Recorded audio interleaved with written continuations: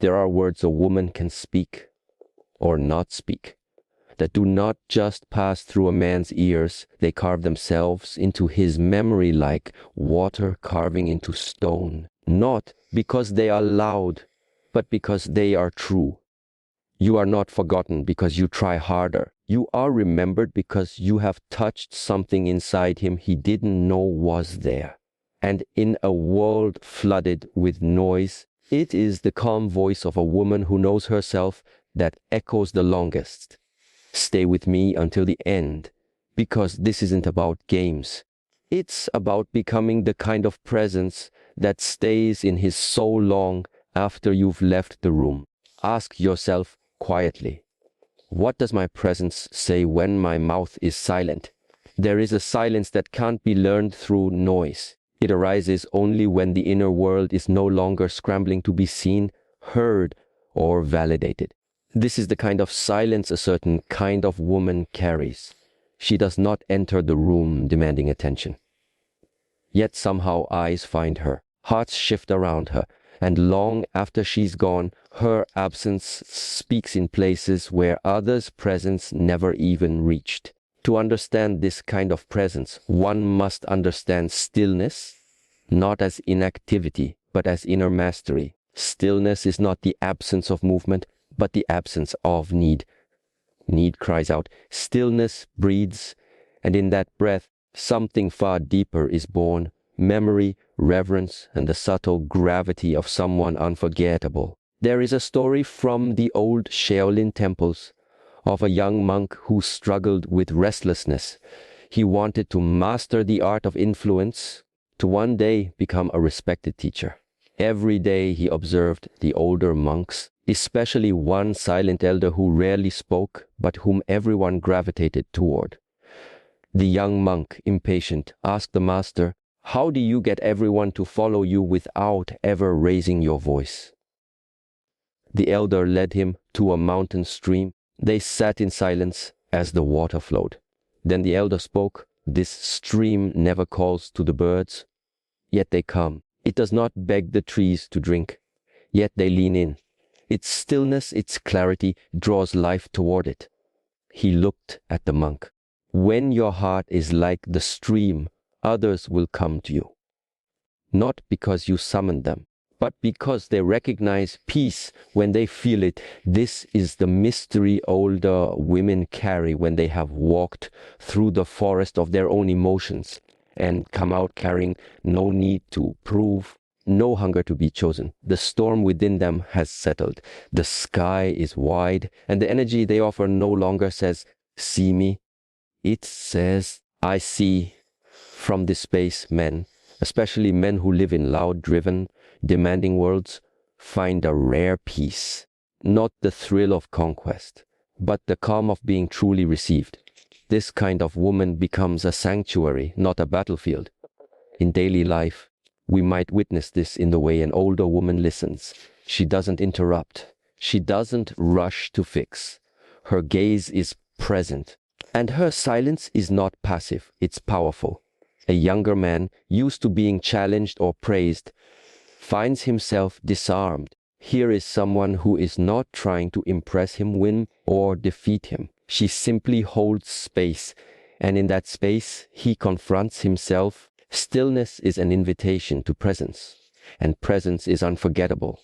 In nature, we see this with the moon. The moon does not shout, but it commands tides. It does not burn like the sun, yet lovers remember its glow. It waxes, wanes, and remains constant and mysterious. Many chase the sun, but the moon is watched in quiet wonder. In the words of Raikaikan, the Zen poet, monk, Chuo, sitting silently, doing nothing, spring comes, and the grass grows by itself. She does not need to become anything more. She has learned how to all be. And in that, she becomes the very thing he cannot forget. Yet this is not the only way she stays in his mind. For when she does speak, she does not spill the contents of her wounds. She speaks with care, not because she's hiding, but because she respects the power of her own voice. Words can be weapons, or they can be wisdom. Many speak to be heard. Few speak to heal. The older woman who lives through her center, not her chaos, has learned that words are like seeds. What you plant today will grow in the heart of another. And so she chooses with intention. There is another tale of a traveling monk who visited a village plagued by conflict. Every household was noisy with argument. When the villagers asked the monk to bless the town, he sat in the center square, closed his eyes, and remained silent for 3 days. By the third day, the villagers had stopped shouting. Out of curiosity, they began to whisper, then to listen. On the fourth day, the monk stood and said only one sentence. Your words have become wind, now let them be water, nourishing, not scattering. And he left. The village never forgot him. This is the essence of a woman who speaks with inner stillness. Her words do not scatter a man's focus. They center him. Not because she controls him, but because her language aligns with truth. She does not speak in riddles or manipulations. She speaks simply, clearly, and with care. Her voice is like a wooden flute in a quiet hall. It doesn't pierce the silence. It belongs to it. A real-life reflection of this might be witnessed in a conversation where emotions run high. While others react, she pauses. Instead of saying the first thing that rises from anger or fear, she breathes. She waits until her words serve truth, not ego. When she finally speaks, people listen. Because it is rare in this world to hear someone who speaks without the need to win. This doesn't mean she never shows emotion. It means she has transmuted emotion into wisdom. Pain becomes understanding. Loss becomes clarity. Her language becomes a river that moves gently yet powerfully. And so, a man who has experienced this kind of communication with her finds it etched into his mind. Why? Because in her words, he didn't just hear her. He has met himself. She became a mirror, not a hammer, like the first words of dawn after a long night. Soft, illuminating, and real. As the Stoic philosopher Epictetus once said, we have 2 ears and 1 mouth so that we can listen twice as much as we speak. She has listened deeply to herself. Because of that, her words do not erupt. They arrive, they do not need to fill the silence, they have honor it. And in this honoring, something ancient is remembered, the kind of woman who does not speak to dominate or defend, but to invite clarity, becomes a memory that the masculine carries with quiet gratitude.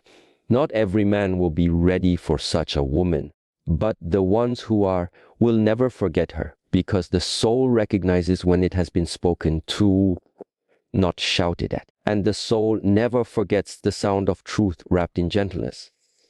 So the journey unfolds from stillness to speech, from silence to intention. The woman who says this, not with her lips, but with her life, remains in his mind not as a fantasy, but as a teacher, a moment of clarity, a breath he didn't know he was holding until he met her.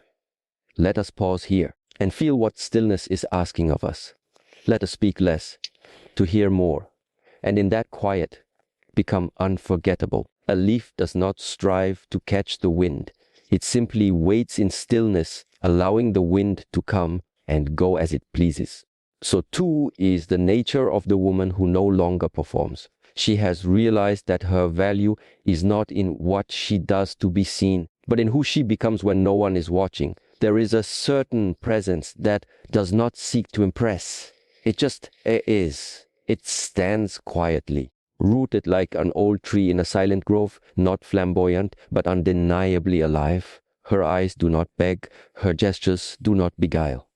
And yet, people remember her, not because of what she wore or how she moved, but because her energy required nothing. This is the power of presence over performance. Many women have been taught, subtly or directly, that to be remembered, to be chosen, to be loved, they must entertain, seduce, impress. But those who have grown beyond the need for applause begin to discover something far more lasting. The man may forget the woman who danced for his attention, but he will never forget the one who made him feel safe enough to stop performing himself. There is a story whispered among the monks of a woman who often came to the monastery gardens to sit in silence. She never asked questions, never sought instruction, and never interrupted the monks at their work. She would simply sit, breathe, and smile at the changing sky. One day, a young disciple asked his master, "Why do the flowers always seem to bloom more when she's near?" The master replied, "Because she does not come to take, she comes to be. The garden recognizes its own in her." This is the kind of woman whose presence heals without effort. She does not push. She does not pull. She resides within herself, whole, unhurried, unhidden, and in doing so, she gives others silent permission to do the same. In the simplicity of daily life, this presence can be seen in how she enters a room. She doesn't need to speak loudly. Her posture is not stiff with pride nor slumped with insecurity. She walks as though the earth belongs to everyone, not just her, not just others. She offers no spectacle, and in that quiet dignity people notice. Not always immediately, but inevitably. Nature mirrors her. Consider the mountain. It does not sway in the wind, nor does it chase the clouds. It simply exists, vast, grounded, eternal. And yet, the wind bends around it, the sun kisses its peak, and those who pass by are humbled in its presence. There is no greater attraction than the peace of someone who does not need to attract. The philosopher Chuang Tzu once wrote, "Happiness is the absence of the striving for happiness." And so too, the unforgettable woman is not remembered because she tried to be. She is remembered because in her presence, striving disappeared. And what replaced it was rest. Even deeper than this presence is the nature of her love, a love that does not control but liberates. This is the compassion that does not grip, fix, or mold. It simply holds gently and firmly without fear of being empty. She has learned that trying to change a man is to resist the sacred rhythm of life. She offers kindness, insight, warmth, but never as a rope to pull him, only as a light to guide him, if he so chooses. This is compassion without control. In the ancient texts of Shaolin, there is a story of a woman who lived by a river known for flooding each spring. The villagers would build walls and barriers trying to force the water back. But this woman would simply move her hut higher each year, adapting, flowing. When asked why she never tried to control the river, she said, "To fight the river is to forget it is also life. I rise and I let it pass." Her love is like that. It adjusts, it observes, it never forces. In relationships, this becomes a rare and unforgettable quality. Most people, not just women, are tempted to change others, especially when they care deeply. But the woman who has found inner stability has no need to alter someone to match her rhythm. She simply lives her truth and allows others to find their own. If they align, they walk together. If not, she bows with grace and steps away. There is an emotional maturity in her that says, "I love you, but I do not need to possess you. I care, but I will not confine you. I hope, I will not control." This form of love is so uncommon that it startles those who receive it. A man used to being shaped or shamed into changing may find himself deeply unsettled and deeply moved by a woman who simply allows him to grow or not grow without threat or demand. In time, he begins to realize her freedom has become his own mirror. She does not manipulate him with withdrawal. She does not bind him with praise. She trusts that life will reveal what must unfold. And in that trust, she becomes unforgettable, not for what she does to him, but for what she awakens within him. This is seen in nature as well. The sun nourishes all things, not because it selects or withholds, but because it simply shines. The tree does not command the bird to land. It offers a branch, and if the bird stays, so be it. If it flies, the tree remains. Lala, a mystic poet of Kashmir, once said, I searched for him with a lantern, but it was only when I put the lantern down that I saw him standing in the stillness. In love, we often shine our lanterns too brightly, trying to find fixed focus.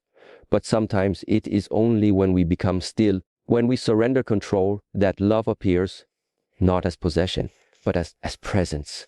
The woman who has mastered this knows love is not ownership, it is recognition. To transition from performance to presence and from control to compassion is a rare journey. It is a slow, often solitary path. But those who walk it become quiet forces in the world, not demanding attention, yet leaving ripples in every soul they meet. In the quietude of her gaze, in the restraint of her words, in the gentleness of her touch, she teaches others how to return to themselves. And perhaps this is why she is never forgotten. Not because she made herself unforgettable, but because she reminded others of something within of themselves they had long forgotten. Let us now sit with these reflections, not to rush toward transformation, but to let stillness do its sacred work. No rushing, no striving, only remembering. And in this remembering, may we all become a little more like the mountain, like the river, like the woman whose presence is her power and whose love never grips, yet never lets go. There are words that carry weight not because of their volume, but because of the silence that surrounds them. The older woman who has tasted both pain and peace begins to understand this. What is left unsaid can speak more clearly than what is spoken in haste. The modern world encourages expression. Immediate, unfiltered, loud. But the wise know that restraint is not repression, it is reverence for the power of energy and intention. She understands the language of quiet truth, and in mastering her silence, she becomes unforgettable. When a woman no longer rushes to explain herself, to defend her stance, or to prove her worth, she embodies something rare, trust in her own clarity. She no longer trades in reaction, she trades in resonance. What she withholds is not out of fear or submission, but because she knows that not every truth must be spoken to be felt. There is a tale of an old monk who was known throughout the land not for his teachings, but for his silence. Kings came to him with offerings, hoping to receive his wisdom, but he said little. One day, a young warrior visited him, desperate for guidance about love, about loyalty, about pain. He asked questions for hours. The monk simply poured tea, tended the garden, and nodded quietly. Frustrated, the warrior said, "Why will you not speak to me?" The monk finally said, "Because your questions are like flames.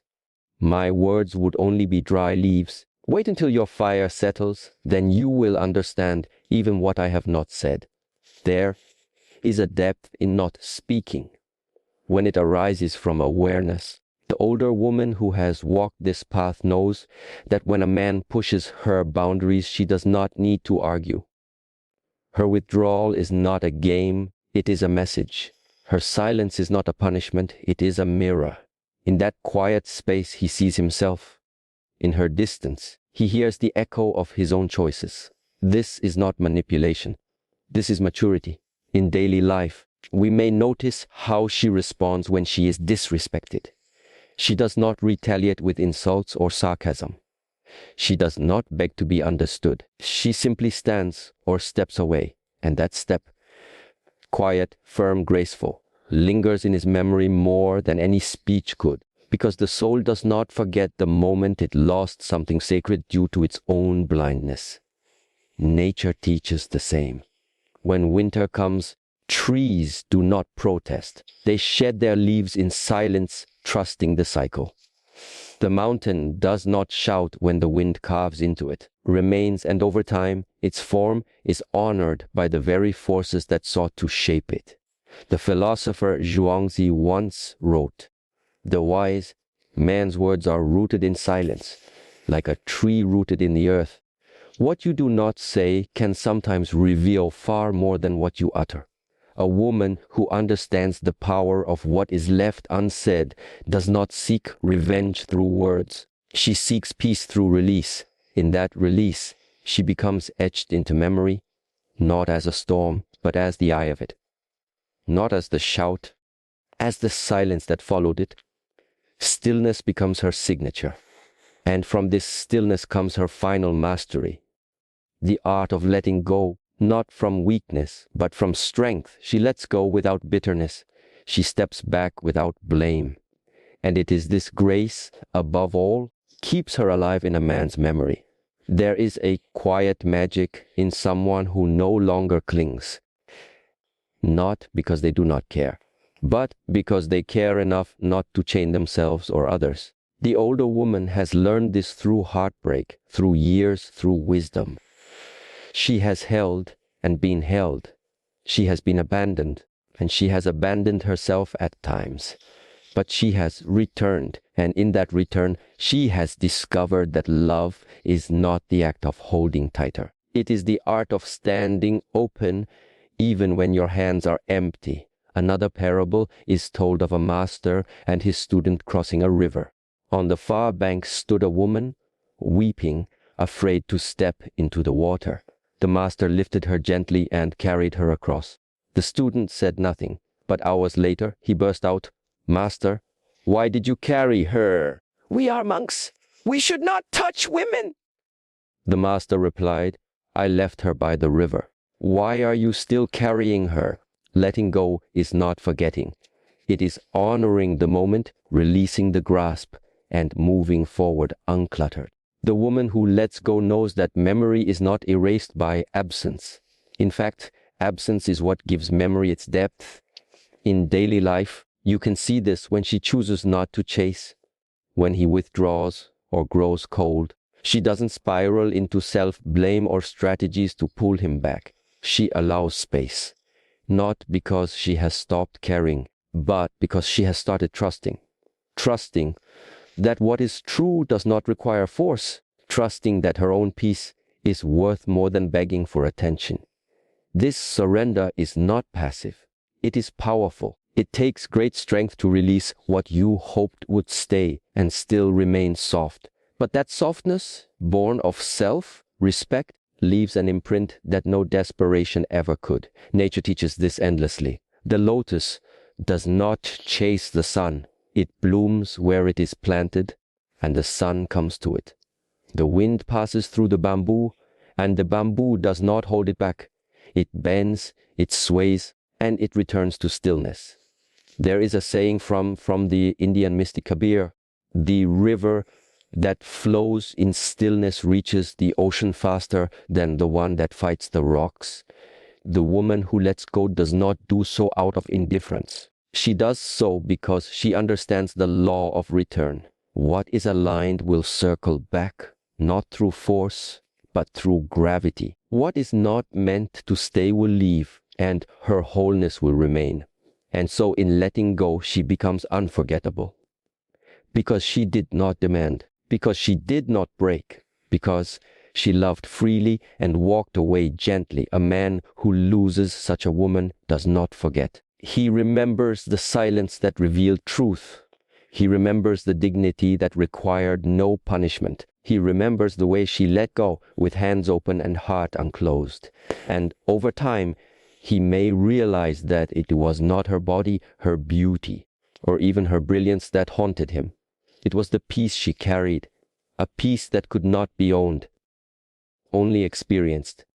Let us pause here. Let these truths not be rushed past, but absorbed like sunlight at dawn, slowly, gently, fully. What you do not say may be your greatest power. What you release may be your greatest offering. And in your silence and surrender, you may become, without ever intending it, the one they never forget. She does not stay on his mind because she wants to be remembered. She stays because she became unforgettable by being fully herself. In a world of performers, she chose presence. In a world of noise, she chose stillness. In a world of fleeting desire, she chose lasting peace, and so she lingers not as a ghost, but as a compass, not as a wound, but as a whisper of truth. Let this speech settle like falling snow. Come back to it, not to remember her, but to become her. Ask yourself, am I speaking to be heard, or am I living to be felt? In that answer, you may discover the version of yourself that he or anyone can never forget.